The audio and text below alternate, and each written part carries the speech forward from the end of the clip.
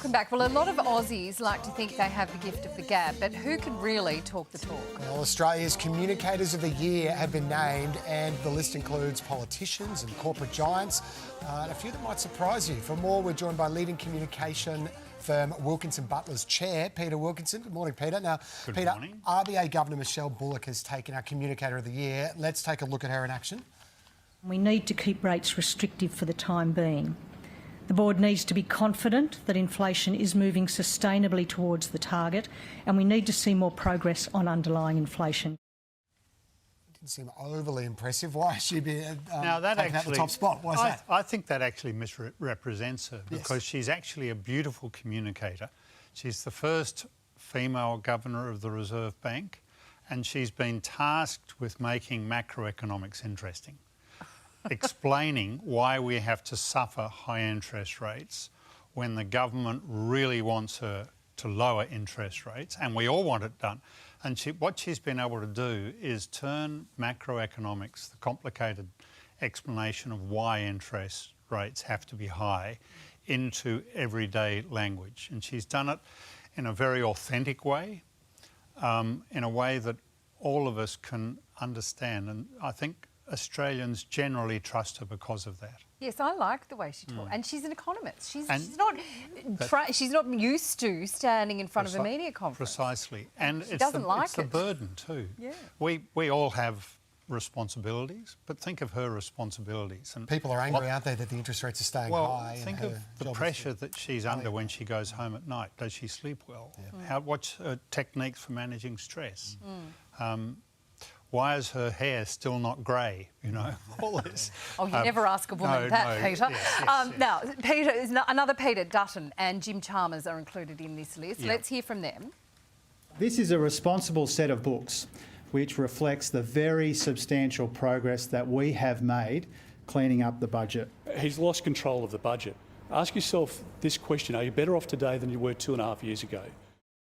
Why were they chosen? Now, OK, so Jim Chalmers first. Actually, he's in a lot of difficulty at the moment because of the mid-year outlook. But what he's done so far this year, he's for me, the best communicator in the Labor Party, by a country, in the Federal Labor Party. And he's been able to, he's a very easy conversationalist. He doesn't get rattled. He keeps his answers relatively short. He talks simple language. The difficulty he's got now is we've got a massive deficit that is going to weigh him down between now and the election. And it's just a reality when you're communicating. You can't put lipstick on a pig. He's got to spin his way through the next few months. And I think he's going to be up against the other good communicator you mentioned, which is Peter Dutton. And Peter Dutton has done the impossible. No one anticipated at the beginning of the Labor government's term that Peter Dutton would be a contender for the top job at the end of the first election. Yeah. All right, Peter, everyone loves a blooper. Well, we can't let you go without talking about some of the blunders. Let's have a look at one from the former Woolly CEO. Yeah, no, I think I'm done, guys. I do this with good intent. I don't do this with bad intent. No. You're walking out, really? No. Can we just talk through Brad for a second? Let me just have a minute.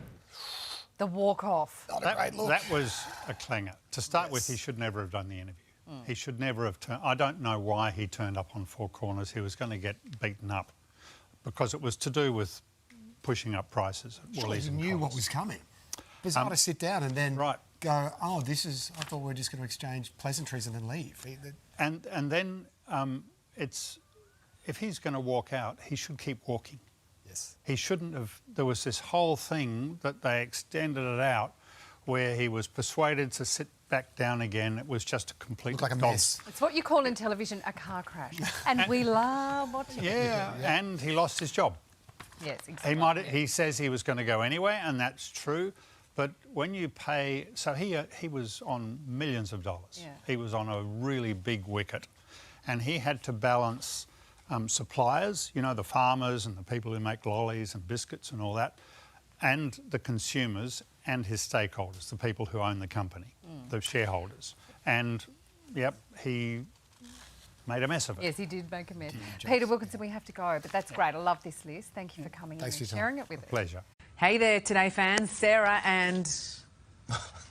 What's my name again? Oh my God. Carl. Hey, thanks for watching our YouTube channel, though. Subscribe now for more news, special reports, and amazing Aussie stories. And Carl misbehaving, Whoa, of course. That never happens. Always happens. What's she talking about?